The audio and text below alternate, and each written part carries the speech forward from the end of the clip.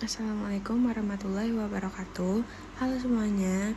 Jadi, di sini aku akan memaparkan materi mengenai perkembangan kognitif dan perkembangan seksual pada masa dewasa awal. Nah, sebelumnya perkenalkan, nama aku Kartika Indah Lestari dengan 3 digit NIM terakhir 002. Nah, pada materi yang pertama itu ada perkembangan kognitif pada masa dewasa awal. Di sini Piase menjelaskan bahwa remaja dan dewasa awal sama-sama mencapai tahap operasional formal. Tetapi, pada masa dewasa awal itu menunjukkan kualitas penalaran yang lebih matang dan efisien.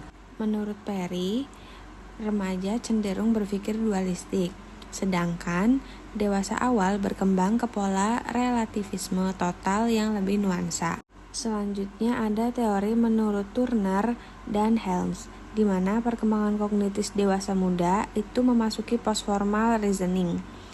Biasanya ditandai dengan pemikiran yang dialektis, seperti kemampuan memahami kontradiksi antar ide, teori, atau pendapat, lalu mensintetiskannya menjadi pemikiran baru yang kreatif. Nah, yang terakhir ada teori menurut Jensinot. Jensinot menyatakan bahwa dewasa awal berada pada tahap postformal, di mana pemikiran melibatkan konteks sosial emosional.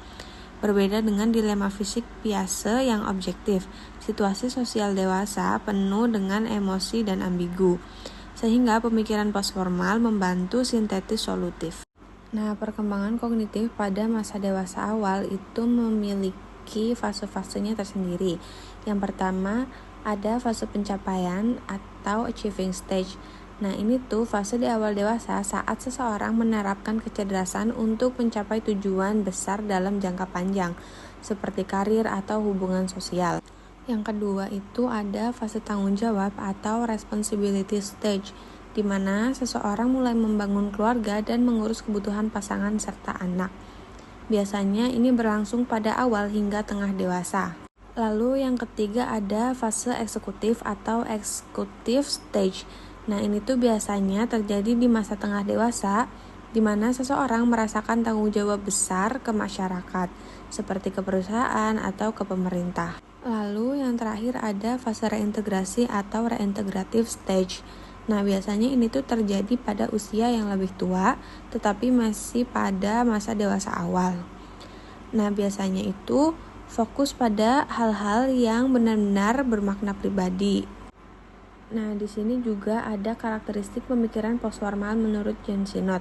Nah, pemikiran postformal menurut Jensinot itu adalah tahap kognitif pada masa dewasa awal yang melampaui logika formal Piase, menekankan fleksibilitas dalam menghadapi dunia nyata yang kompleks, tidak pasti, dan kontekstual. Nah, di sini terdapat 7 karakteristik. Yang pertama ada shifting gears, yaitu mengubah ide abstrak menjadi aplikasi praktis. Lalu ada problem definition, yaitu mendefinisikan masalah ke dalam kategori logis dan batasannya. Selanjutnya ada proses produksif, di mana seseorang melihat solusi melalui proses umum atau produk spesifik. Terus pragmatis, yaitu memilih solusi terbaik secara realistis dan menghargai perbedaan pendekatan orang lain. Lalu multiple causality atau multiple solution, yaitu memahami banyak penyebab dan alternatif solusi.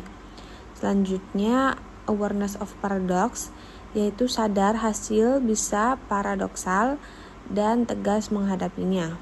Lalu yang terakhir ada self-referential thought, di mana seseorang menilai logika sendiri dengan kesadaran yang kritis. Oke, di sini kita sudah memasuki materi yang kedua, yaitu perkembangan seksual. Di sini dinyatakan bahwa perkembangan seksual pada masa dewasa awal itu melibatkan eksplorasi identitas seksual, pembentukan hubungan intim, dan penyesuaian dengan dorongan biologis serta norma sosial.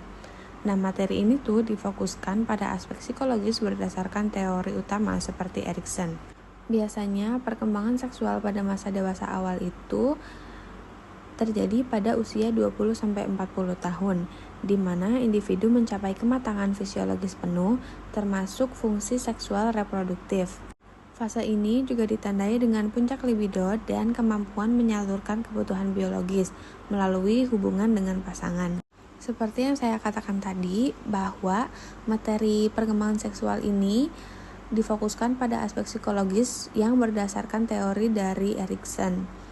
Di sini Erikson menyatakan bahwa dewasa awal berada pada tahap intimacy versus isolation, di mana individu berusaha membangun hubungan intim yang hangat, dekat, dan komunikatif, baik dengan atau tanpa kontak seksual. Keberhasilan menghasilkan keintiman itu di mana seseorang kehilangan dan menemukan diri melalui pasangan. Nah, jika terjadi kegagalan, itu menyebabkan isolasi, kesepian, atau penolakan diri. Di sini juga terdapat faktor-faktor perilaku seksual. Yang pertama ada faktor biologis, yaitu perubahan hormon pasca pubertas yang meningkatkan libido dan kematangan seksual, juga mendorong minat pada aktivitas seksual. Lalu ada faktor sosial dan lingkungan, biasanya dipengaruhi oleh teman sebaya, peran orang tua, serta paparan media, termasuk juga internet, yang signifikan dalam membentuk perilaku permisif atau beresiko. Yang terakhir ada faktor perkembangan dewasa awal itu sendiri. Nah, pada tahap ini tuh, eksplorasi karir, hubungan romantis, dan kesepian menikah mempengaruhi sikap seksual dengan teknologi mempercepat pembentukan ketertarikan. Lalu materi kita yang terakhir adalah aspek biologis utama. Yang pertama ada eksplorasi identitas seksual, yaitu individu mengeksplorasi orientasi, preferensi, dan ekspresi seksual sambil menyesuaikan dengan norma budaya. Yang kedua ada intimasi emosional versus fisik, yaitu hubungan intim melibatkan kepercayaan, komunikasi, dan komitmen. Yang terakhir ada pengaruh faktor eksternal, seperti norma sosial, pendidikan, dan pengalaman masa lalu yang membentuk sikap terhadap seksualitas, termasuk siklus respon seksual juga. Sekian pemaparan materi dari saya, mohon maaf apabila ada kekurangan atau kesalahan. Terima kasih semuanya. Wassalamualaikum warahmatullahi wabarakatuh.